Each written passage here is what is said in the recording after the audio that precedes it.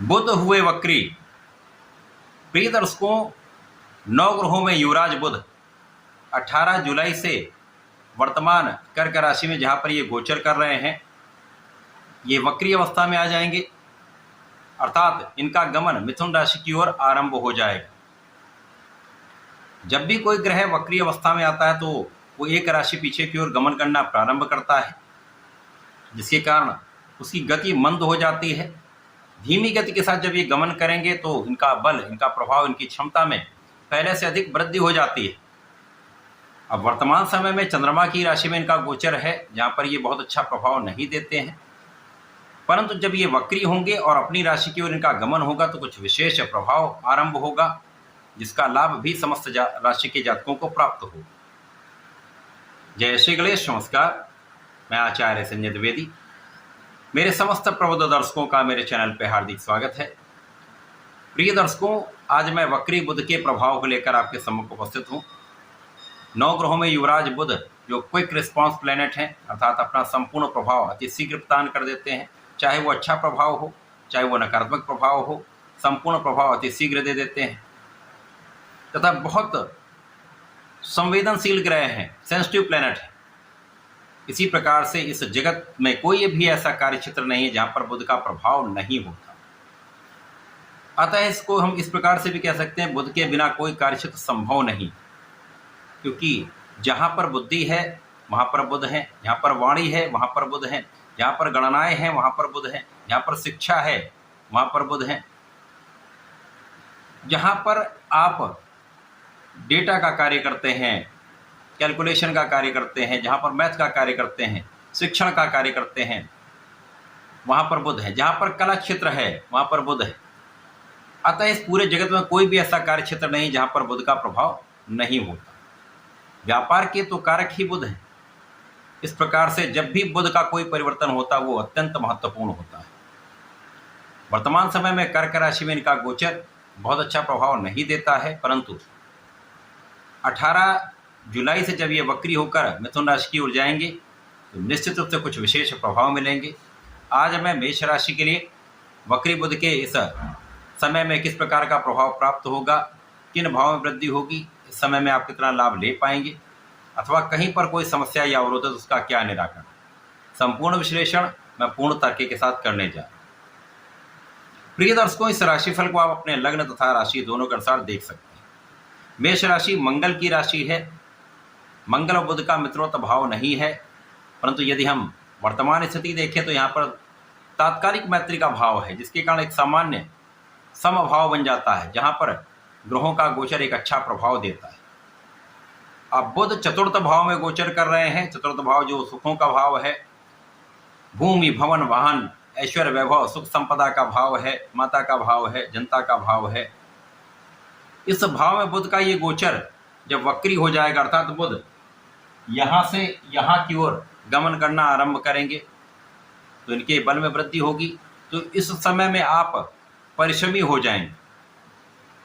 इस समय आपके भाई बहनों का सहयोग आपको प्राप्त होगा, विशेष रूप से बहनों का तथा घर की स्त्रियों का सहयोग प्राप्त होता है। बुध मंगल की राशि मेष राशि के लिए आपके पराक्रमेश हैं तथा आपके लिए षष्ठेश है। चतुर्थ भाव में गोचर चल रहा है, परंतु यदि यहाँ पर अवलोकन किया जाए तो सूर्य के साथ इनका गोचर चल रहा होगा और 11 अगस्त तक जब तक बुध यहाँ पर वक्री अवस्था में रहेंगे सूर्य के साथ ही रहेंगे, जिसके कारण कुछ विशेष स्थितियाँ यहाँ पर प्राप्त हो रही। इस समय में आपके ज्ञान की स्थिति बहुत अच्छी रहने वाली, शिक्षा के क्षेत्र में एक अच्छा लाभ आप प्राप्त करने वाले हैं। जो विद्यार्थीगण हैं उनकी बुद्धि का भाव बहुत अच्छा रहेगा, शिक्षा में सफलता मिलेगी, परिणाम अच्छा आएगा। इसी प्रकार से जो जातक प्रतियोगिता परीक्षा की तैयारी कर रहे हैं उनके लिए विशेष योग है, आपको सफलता निश्चित रूप से मिलेगी। यदि आप पूर्ण मनोयोग से अपने लक्ष्य को निर्धारित करके यहाँ पर परिश्रम कर लेते हैं तो सफलता अवश्य प्राप्त होगी। इस समय में आपके कार्यक्षेत्र में विशिष्टता आ जाएगी, क्योंकि यहाँ पर आप अपने बुद्धि का तथा अपने नेतृत्व के गुण का संपूर्ण उपयोग करने वाले हैं। आपकी गणनाएं बड़ी श्रेष्ठ रहने वाली हैं, जिसका उपयोग आप अपने कार्यक्षेत्र में करके लाभ की प्राप्ति करने वाले हैं, सफलता की प्राप्ति करने वाले हैं। जो व्यापारिक क्षेत्र में जातक हैं उनके लिए विशेष अवसर है जब आप व्यापारिक वृद्धि करेंगे, धन का विशेष रूप से लाभ लेने वाले हैं तथा व्यापार में वृद्धि से एक अच्छा लाभ तथा सुखों का लाभ आप लेने वाले हैं। इस समय में जो जातक नौकरी के लिए प्रयत्न कर रहे थे उनके मार्ग प्रशस्त होंगे, एक अच्छा अवसर आपको प्राप्त हो सकता है। इस समय में रोगों से आप मुक्त रहेंगे, शत्रुओं पर आपका नियंत्रण रहेगा तथा समस्त कानूनी समस्याओं में आपका पक्ष बलवान रहने वाला है। इस समय में यदि आप ऋण लेने का प्रयास कर रहे हैं तो बहुत कुछ आपको सफलता यहाँ पर मिल सकती है। यदि थोड़ा प्रयास बढ़ा देंगे, सही दिशा में प्रयत्न करेंगे तो लाभ अवश्य प्राप्त होगा। इस समय में कार्यक्षेत्र में लोगों का सहयोग मिलता है, उच्चाधिकारियों का विशेष रूप से सहयोग प्राप्त होता है, शासन प्रशासन से सहयोग मिलेगा। यदि सरकारी सेवाओं में ही हैं तो वहाँ पर पदवृद्धि का अवसर मिल सकता है या मन के अनुसार आपको पद की प्राप्ति या स्थान की प्राप्ति हो सकती है। इस समय में जिनके साथ आप कार्य करते हैं, जिनके साथ आप व्यापार करते हैं, जिनके साथ आप संबंधित हैं, उनसे एक अच्छा लाभ आपको प्राप्त होता दिख रहा था, आपको भी उनसे लाभ मिलेगा। इस समय में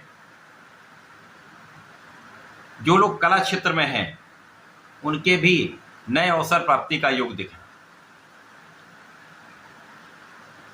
बुध यहाँ पर चतुर्थ भाव में होकर तृतीय भाव की ओर जाएंगे, इस भाव को प्रबल करेंगे तो अच्छे मित्र बनते हैं जिनका साथ भी प्राप्त होता है।